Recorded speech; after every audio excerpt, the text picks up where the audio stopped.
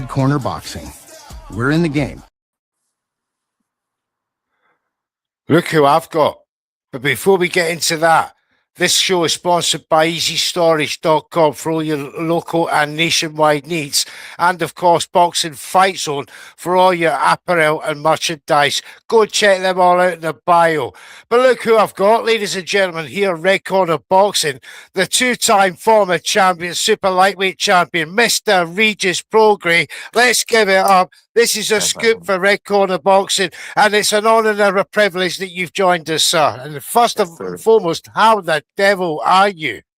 Man, I've been doing all right, man. I've been just traveling a lot lately. I'm going everywhere. Just I've been in New Orleans, been in Dallas, been in Vegas. I'm going back to Vegas next week. So just traveling, bro. Doing a lot of traveling, training every day, and still traveling. That's all.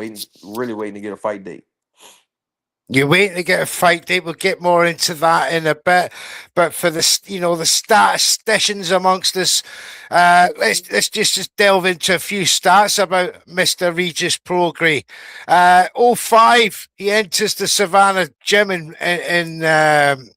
boxing club, Mhm. which is Evander Holyfield's club, no less. Is that It right? wasn't his. Yeah, it wasn't his It was club. where He he was trained trained at. at. He Yeah, yeah, trained at Ronnie. So Ronnie Shields was the one of the head trainers over there at the gym at the time, and he trained all the big guys. You know, Ronnie Shields is a legendary Hall of Fame trainer. So Ronnie Shields at that time, Holyfield was at the end of at the end of his career. But yeah. yeah, he he was training at the end of his career. He was in Houston All at that right. time. I mean, you're a young man. You're seeing the likes of this legend in the gym that you walk into, and then a short time later, you're actually entering as an amateur. 87-7 as an amateur. What an impressive record! And not only that, you got multiple titles, junior titles, and also Olympic trialist. Now you got a wonderful career. You're an Hmm. NABF junior super lightweight champion, then the full title. Just 3 years after you turned professional, you're an honorary WBC Diamond super lightweight holder as well. The Yes. WBA super lightweight champion, the WBC super lightweight champion. Man, you've done it all. Right. Um, you know, when was it that first fight that that you said to yourself, right, I could go all the way here? Well, It do you was remember that moment? yeah, man. It was kind of gradual. I'm not gonna say it was one big moment. It was gradual. I do remember one fight. It was my fourth fight. I actually fought for free. I fought in Houston. I fought for free, and my manager at the time, he said, "Man, you gonna be a superstar." And it's crazy. Like I was broke. Like I said, I didn't make no money. That I was broke working as a personal trainer at the time, and I didn't for that fight. I actually didn't make no money for. It. I made $0. But my manager at the time, he said, "Man, man, you gonna be a superstar." And I guess after that, it kind of hit me that I can do it. Yeah, absolutely. I mean, that was David Green, Yes, it was. that Yes, fight, and you stopped him in round 2 or 4. yes. Hmm. I mean, that was the standard that you were setting, Regis, and of course, you won your first major US title three years, into your career. What was it? Just your 18th fight? Yeah, that was it. Eduardo Flores. That was just the junior version of that, and then the full title Right. version against Joe Diaz Jr. Now, again, you're knocking out. You're on a massive knockout streak, and Hmm. look, I've got to ask you, Rougarou. Now, Right. I'd do a bit of research here, and I Yeah. believe Yeah. it's there. French Louisiana term for werewolf, as there described on that headdress. Now, Yeah. the headdress, I believe you got some Native American roots. Tell us all about that, and as your inspiration for your nickname. Well, yeah, we so that mask it's a one on one. There's nobody else that in the world has that mask. We Yeah, we kind of created it because my nickname is the Rougarou, and my grandpa he's dead now, rest in peace, but he was a Native American. He was a real Indian. You know, if you look at him, you could tell he had like the slick back hair. He was just the skin, just everything about him was Indian. He used to wear the little band on his head, and even so in New Orleans, we have Mardi Gras. In Mardi Gras, the Indians, people dress as Indians, but he would walk down the street. He was a real Indian, so people, all the Indians would want to take pictures with him. So Yeah. kind of like getting back to the mask, it was kind of all that kind of intertwined, mixed together. The Ruru, which is the swamp monster, mixed with the Native American heritage, and that's kind of everything was kind of rolled into one, put together. It's some sight, I would imagine, for your opponents. You go in a ring Right, walk, right, right, right. with your heritage headdress on. Absolutely fantastic. Now, I want to fast forward you to, before we get on to where we are at present. The Julius and Gongo fight. That was a great fight for me. That's when I first saw you myself, live on television for Hmm. that WBC interim fight, and again, second round knockout. Terence Crawford actually took 3 rounds to knock out Right, Julius. You did it in 2. right, right. You know, fantastic performance. Again, the plaudits were coming to you, and then you had Juan Jose Velasco, and then interestingly, this is where you really come into the forefront of the fans, especially over here in the Hmm. UK, because we first got to see you against Terry Flanagan for that quarter Right. final for the World Boxing Super Series. Great opponent. Now, am I right in saying that you had, as the top seeded fighter, that you had the pick of the 4 guys that you could match up against for No, that? no, no. I couldn't pick. It was just they just kind of picked them randomly. Basically, I didn't pick who I was Oh, gonna fight at random. all. They picked them. Yeah, they kind of picked the random. Well, we was on both sides of the bracket. We was on two sides of the bracket. So at the time, I was favored to win the whole tournament. I remember going out there. I had just fought Velasco, and then I went straight to the Moscow, and we had the parents in Moscow. And of course, at the time, I knew it was gonna be either me and Josh Taylor, or it was gonna be me and Ivan Barancek. So they was on the other side. I know in my bracket nobody was gonna beat me. It was like it was Flanagan, and then it was Edward Chernovsky, something like that, and then it was Relic or whatever. So Relic, yeah. Now yeah, you won that WBA title off Relic. right. I got, and Sick, so then yeah, I got that. I think it beautiful was sixth knockout. round. Right, I think sixth Sixth round, something round, like that.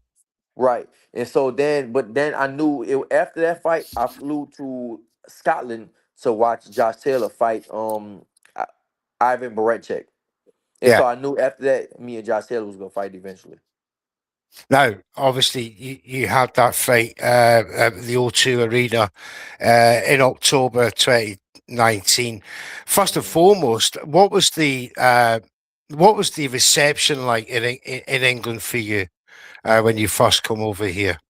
I mean, at first I did like it. I'm not gonna say at first. Well, I was excited to come, but when I got there, I was like, man, I was there for a long time. I was just like, I was kind of miserable because I at the time I lived in LA. And LA is sunny, mountains, beach, all that. It kind of brings the mood up. And then when I got to London, it was cold and rainy every day. So I like, man, like damn, I was kind of, like kind of like depressed. And so then at the time they had me doing so much media every day. And I think it's always a learning lesson. Like I feel like, man, Josh Taylor was probably resting or training, and they had me doing so much stuff, like running around in museums and doing so much media stuff. And I feel like that was kind of, I mean, I know it was to promote the fight, but at the end of the day, I think the best thing to do is win the fight. And that's something that I Yeah, learned. But I still do I wouldn't take it back. But because like the fans still love the fight, and then when I got there, it was as soon as I got off the plane, people knew who I was. I mean, I'm way in the UK and people know who I am, so it's like it's insane to even think that. So when I got there, I mean, I was definitely it was definitely a good reception. People definitely accepted me. But the only thing, like I said, I probably would have changed at that time would have been probably didn't do so much media stuff and so much press. I probably should have did more resting and just did more. Not I'm not gonna say do more training, but kind of just chilled out from so much media stuff. Because we were, like I said, man, we was in, man. One crazy thing they wanted me to do is they wanted me to jump in a river and go to the bottom of it because I free dive.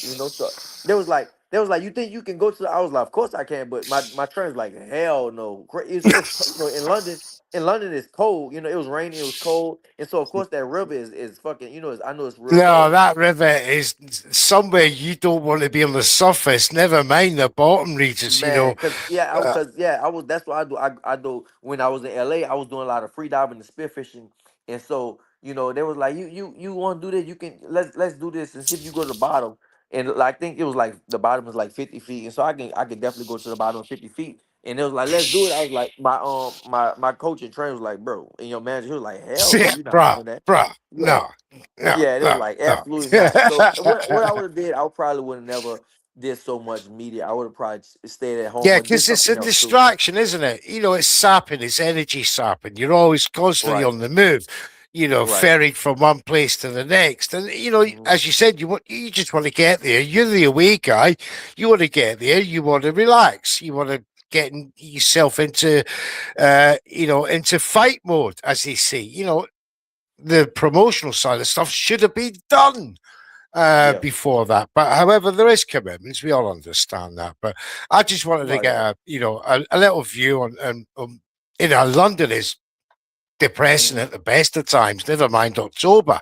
Yeah, Big up to right. all the coldest shit here, says LFC. You'll never walk alone ever. And thanks to everyone who's tuning in to here tonight. And remember, if it's the first time you're encountering not only myself, Mr. Neutral, but Mr. Regis Prograis, give us a like and subscribe. It's free and it's painless. Please do it. Click of a button. Thank you very much. We love you. Back to this.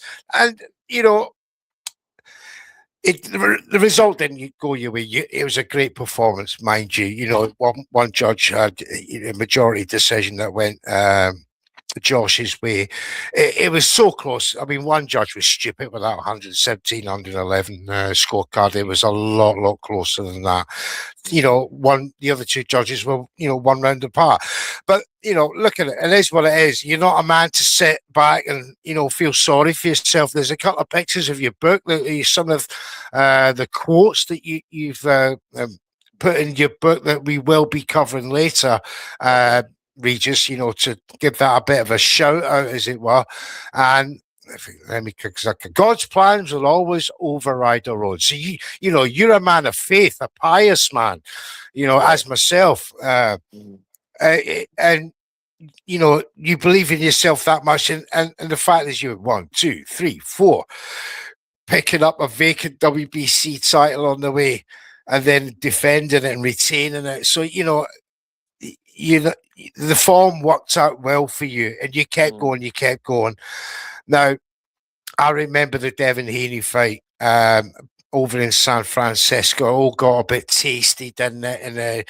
But I do remember you saying that you were not happy with a couple of issues that was going on there.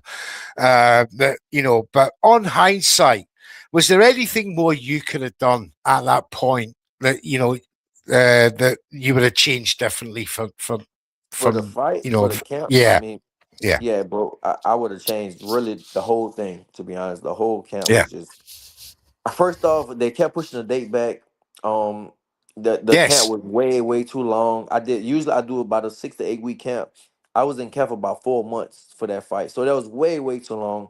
Um, I got to LA the second time, and I was super, because I like I said, I started in Houston, then I went to LA, and I came back to Houston. I went back to LA, then it was San Francisco. So I did a whole. For me, I just did way too much, and for me, and I wasn't focused. It was some people around me too, but like, man, we went to LA. We had a big old Airbnb in LA, man. It was like a party house, to be honest. We had yeah, girls and stuff in there. Oh man, it was just it was crazy. And so yeah, bro, it was me and some of a lot of my friends was there, me and my friends, some of my trainers there. I'm not gonna get people like everybody wasn't doing it. For sure. Everybody wasn't doing it, but they had some people that was doing it, bringing different women in every single day, bro, every single night. So, for me, the thing is in boxing, I'd say all the young up and coming fighters, like it's not about a lot of times what you're doing inside the gym. It's about how you live outside the gym. And so I was trained every day. I would train about 2 times a day, 2 or 3 times a day. I was still doing everything,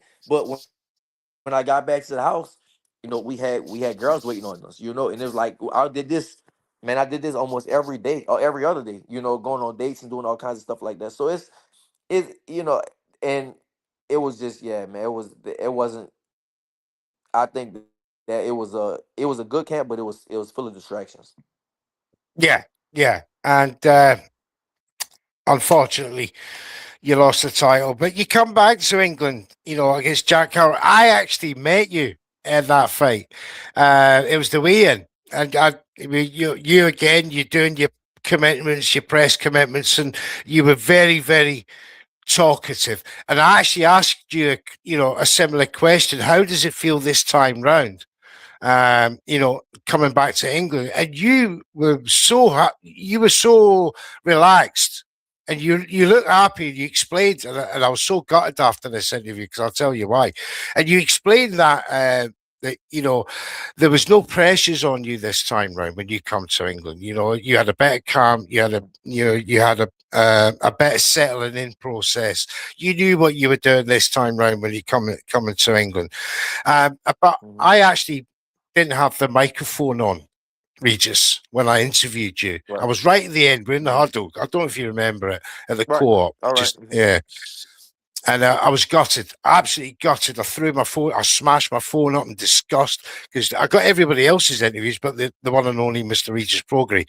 And that's what upset me the most. Right. So I had all that footage, the questions done, beautiful.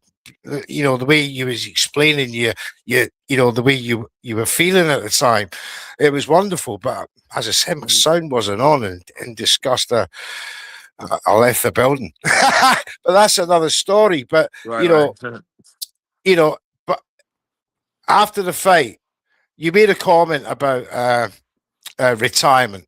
Because uh, you felt that you didn't have it. But then you come back against Joseph Diaz.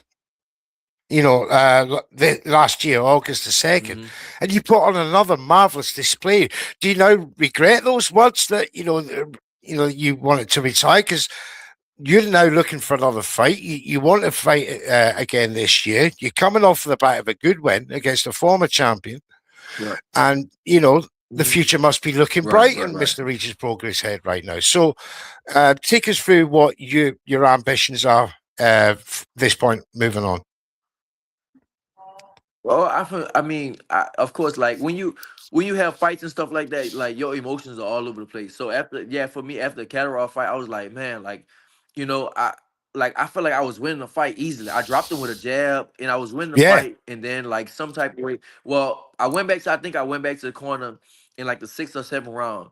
And my coaches was like, man, like you gotta step it up. I don't know what's looking like over here in the UK. I don't know, what the judges' scorecards look like, but you need to step it up. So I stepped it up. I got caught. I got caught. He dropped me. It was cool. I wasn't hurt, but he still dropped me. So of course that I don't know I really don't know what the scorecard is gonna look like. And then some type of way I sprained my ankle, and after that, that was just it. I know we Oh fell. yeah. Yeah, I know we did fall together. We fell. We something happened. We fell. I Maybe when he dropped me, whatever it was. But when I sprained my I'll ankle, tell bro, it you was just exactly what it was. I'll tell you exactly how you did because I was ringside. I was there. okay. You both went to punch each other. Your ankle went in the process, which brought him down. You didn't. Neither of you Okay. connected with each other. It Right. was the simple in the physicality for it, but in the movement Okay. that you were doing. I seen your ankle like that, bang, gone. Right. Right. Right. And I said, Yeah. I don't know how long he can last, but you did. You lasted the whole fight. Although, you both dropped each other. I had you up at that point until you sprained your Mhm. ankle, 2 or 3 rounds. Yeah. The, the, I the, definitely the was up. whole the whole crowd was on Catterall saying, come on. They were trying to cheer him up. It was a tremendous atmosphere. Maybe, you're so into your work that you can't hear the desperation in the home crowd. Now, I thought it was a bit early for you to say that because it was quite obvious that you had the power, you had the skill Mhm. set, and you had the stamina because you've seen it all through. There's not been a fight where have you ever been stopped? No, you've never been stopped. So you've seen these fights through to the very very end. Now, Right. you want to become a 3-time world champion. Is there a pathway, Regis, that that you've worked out for yourself? Oh, not really, man. I mean, not for me. I let my manager kind of do all that stuff. I just want to. I mean, I just want to get back in the ring and fight again. Like that's, I feel like that's my passion. That's my purpose. That's something I really just love to do. I train every single day. I'm always in shape.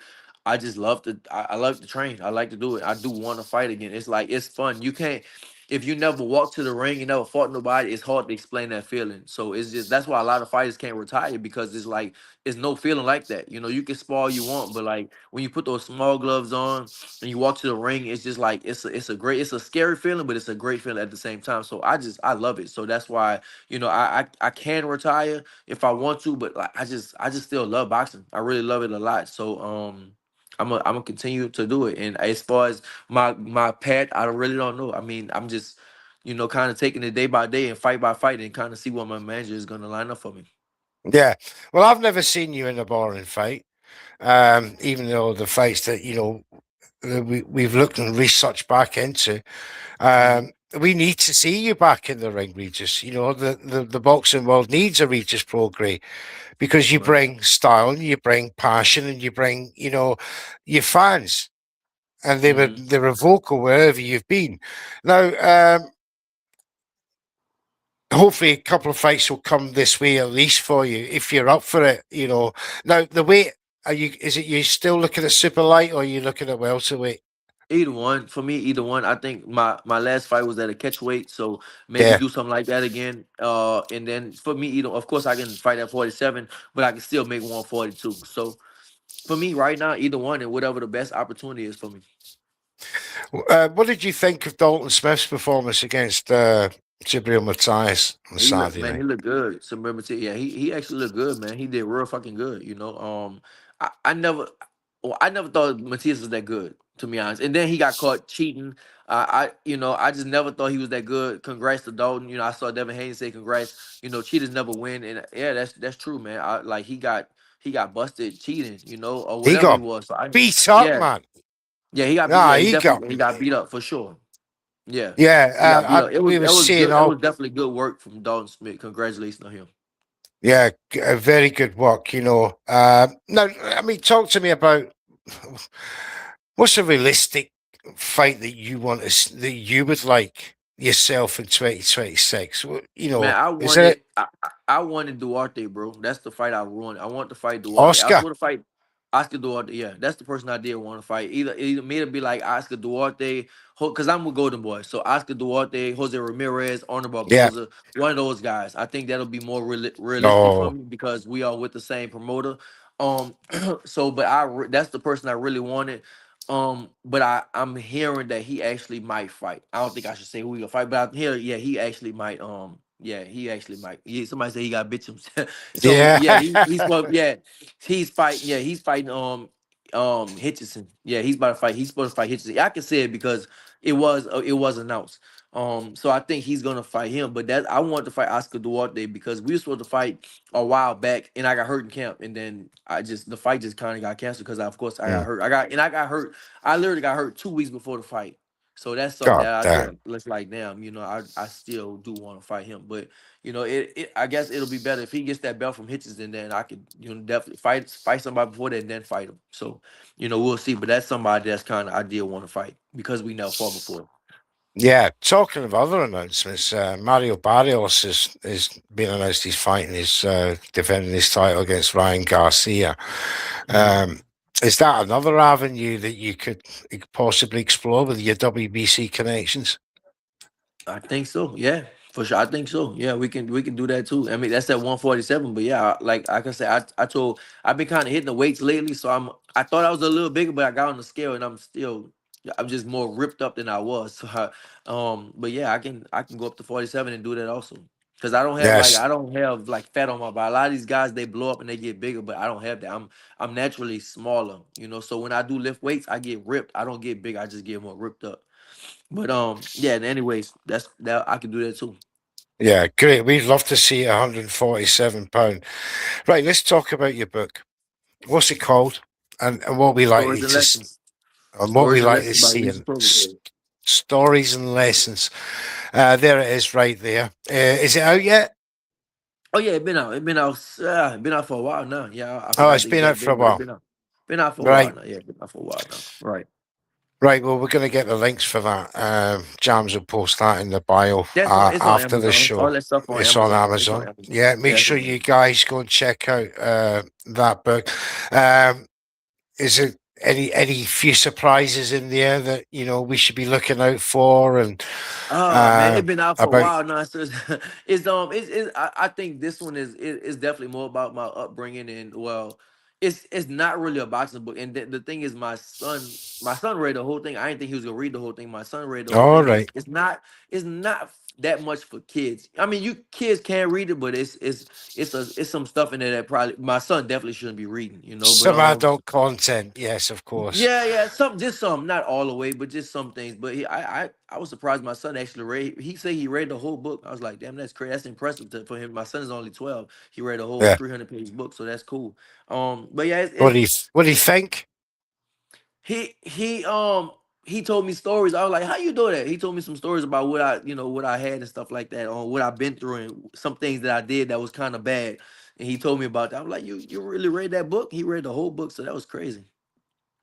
Yeah, absolutely. And talking to family in life, you must hate being away because you're a very dedicated father. We've seen that many times on your social media. Mhm. And the way you provide that love and environment for your children. How do you cope mentally being away from them fight camps, long camps, and especially the California gig where Mhm. you were delayed and such? Does it take a toll on you? Yeah, it does, bro. And that's the only reason I be thinking about, like, retirement. I don't think about it, but it sometimes you think about it, it's like in the back of your head, just because it's not that physically I can't do everything. I can do everything physically, but like emotionally, it's hard. Man, my last camp probably was the hardest camp I ever been through emotionally. When I was in camp with Jojo Diaz, it was so hard, and then just emotionally being away from my kids for 2 months straight. I mean, we all go through it, but it does. As you get older, it gets harder because the kids are getting older. I'm getting older, and my kids are getting older. So, and I'm like, my kids are my three favorite people in the world. So I actually like, a lot of people don't really want to be around their kids and do stuff. I actually do. I like to be around kids. I'm always doing some stuff with my kids. Of course, my career comes first, and that's why it's so hard, because when you got a career like this, your career does come first before everything. So you kind of got to put things down. So really, if my manager calls me and say, like, you got to go to Vegas, I'm going next week. But if he say you got to go to Vegas tomorrow and start training, that's what I have to do. You got to just Yeah. literally put everything down, and that's the hard part about it. So it really is. It's hard. It definitely takes a toll. But I mean, we just kind of get through it. I do understand, like, a lot of us, most fighters, they do the same thing. We all train away, and that's just kind of what you gotta deal with. Just sacrifice. Yeah, it's just fascinating the coping mechanisms between the individual boxers for the individual situations. You Mhm. know, oh look, Regis, we wish you the very, very best of luck in 2026. We'll be keeping a massive eye out on you. Um, and a massive thank you to Ross Williams as well, Yes, please. sir. Of course. For setting up this interview. We did have a few technical problems for 30 minutes. Yeah, And 30 minutes. I was like, Regis damn, bro, 30 Regis minutes. sacrificed 30 minutes of his life for us here at Red Right. I Corner sacrificed Boxing. 30 And minutes. 30 minutes he'll never get back. So we owe him a debt of gratitude for coming on here and sharing his story. And talking of stories, if Jams will put that picture up of Regis and his book, Stories and Lessons, it's out now. Please go and get a copy and check out this remarkable young man's career and life story from his native roots, Indian roots from his grandfather, to the French Louisiana, and to tragedy, Hurricane Katrina that forced you to move home way back in 2005. This remarkable story. We thank you so much. We wish you the very best of luck in 2026. We want to keep in touch with you. Hopefully, we'll get you on again. Of course. Before we go, ladies and gentlemen, thank you to everybody who's left their comments in there. I'm actually too far away from my camera to actually read them. I have to wait for them to come on the screen. I do apologize if we've not addressed any of your questions for Regis. I've just can't see them. I do. I'm getting old. I'm sorry about that. But it's one of the down things of life. But this program was sponsored by EasyStorage.com for all your local nationwide needs and of course boxing fights. So go and check them all in the bio. My name's Mr. Neutral. That's been the one and only Mr. Regis Prograis. See you soon. Until next time. Yes, Thank you. Thank you, brother. Yep. I'm moving. I'm going. I can't stop. I got motion. I'm moving. I'm going. Can't lose focus. I got motion. I'm moving. I'm going. Red Corner Boxing. We're in the game.